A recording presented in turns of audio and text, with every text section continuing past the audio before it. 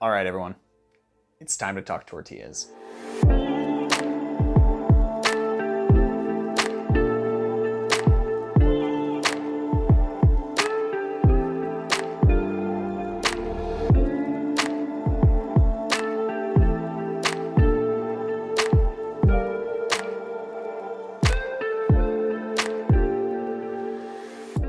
This has been a long time coming for sure. I have been eating tortillas, tasting different tortillas, thinking about tortillas, living, breathing, sleeping tortillas for a little while now. We eat tortillas probably at every other, if not almost every meal. We have breakfast tacos, fajitas, quesadillas, any kind of Tex-Mex or legit Mexican food, we're kind of eating it and we love it. We live in Texas, and so it's a big part of the culture here.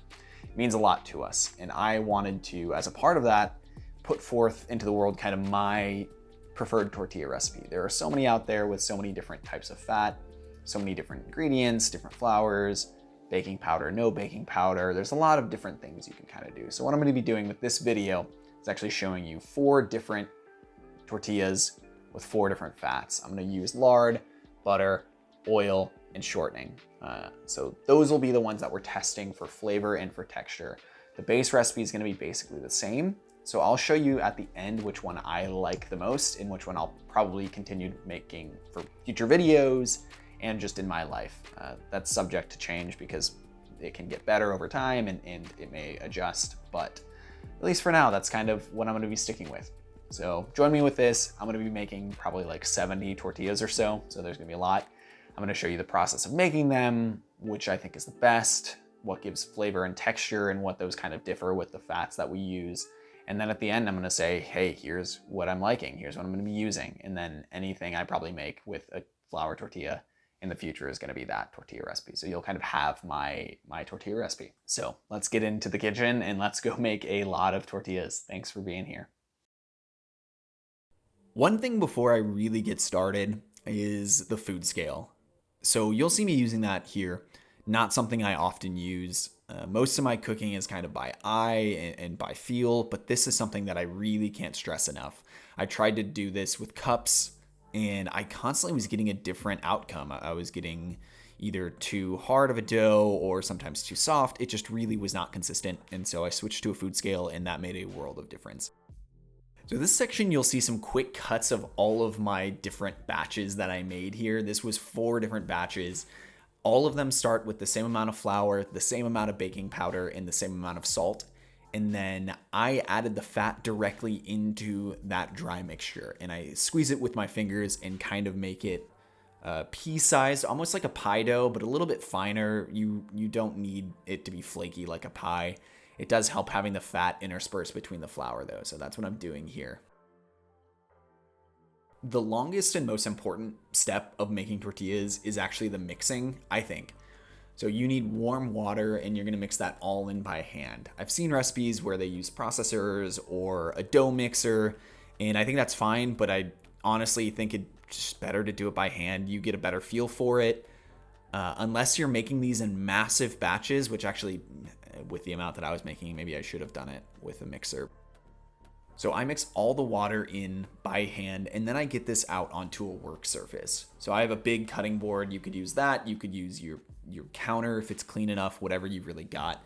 And then you go into a process of kneading. So this was probably like 4, 5, no more than like 5 minutes of kneading. Honestly, you don't want to overmix it, but you need it to be together and you need it to be elastic. Gluten is something that I think people could argue both sides of for a tortilla. If you want a chewy tortilla, you can probably mix it more.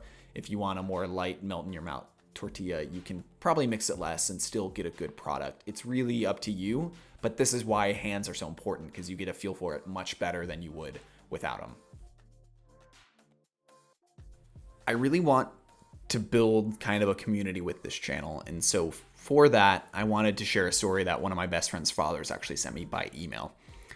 He told me a story about growing up in Albuquerque and having neighbors who would make amazing homemade flour tortillas and sometimes invite him over for dinner, and there would be tortillas and beans, and it was just this delicious, amazing experience. I really want stories like this to be more shared and more common, because food is a really big way for us to connect. And especially right now during everything that's going on in the world, everybody could use a bit more of openness and connectedness in a very disconnected world. So if you have more stories like that or anything food related that kind of connects it, please let me know. Oh man, this was a lot of tortillas. Time for a coffee break. Okay, back into it. If you're like me, you're going to do this process 4 more times, so buckle up. But don't be like me. That's the point of this video, is that you don't have to do this. Hopefully you take the good recipe that I find and use that. I'm in the home stretch now of making all of the tortillas. It's basically just cooking, which is very, very simple. Again, I'll go full details on the recipe at the end of this video, but it's very simple to get through these once you've gotten all the dough made and all of it rolled out. Okay, so here are like half piles of the tortillas that I made. This is not even close to the final amount, but I wanted to taste these while they were hot. So each one of these is a different type of fat, and I'm going to go into the tasting notes and what they're kind of like texturally. All right, we did it. We made a lot of tortillas. So we're going to do a little test. We're going to see which one's the best. This first guy is lard. Now, how do you feel about lard? So texturally, seems pretty good. Bendy, pretty nice. You're just gonna see me eat a lot of tortillas on camera, so that's good. It's a little chewy, but not in like a bad way. Butter. So these are butter. I think I'm gonna like these the most, but these are like very. Okay. Hey, buddy. This is my dog. This is Lana. She definitely wants some tortillas. All right. Let's see this guy. There's a shortening. I'm gonna pick from the middle so it's warmer. All of these are nice and like pliable so far. Nothing's like breaking. They're all bendy. You can see that. They look good.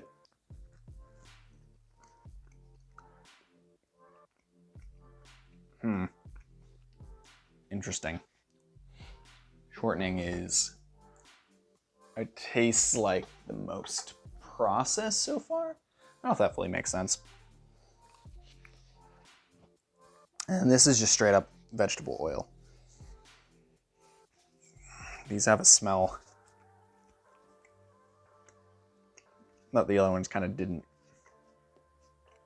I don't know about this one.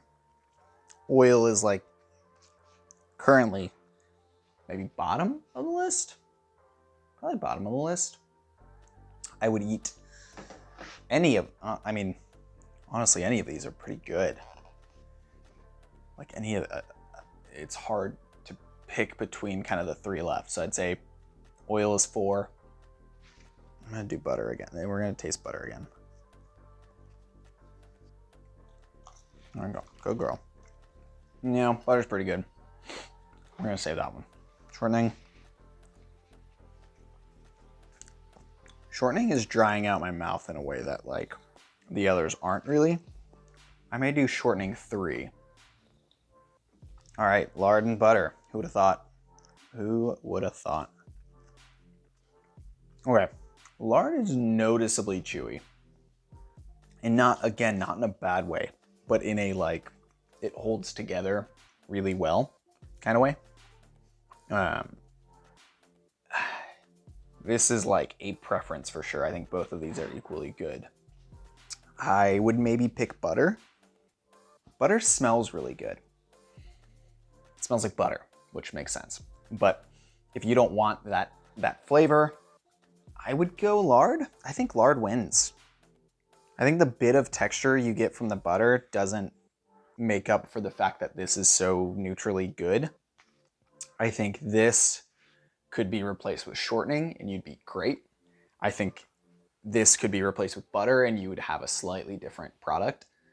Not a worse product, just a little different.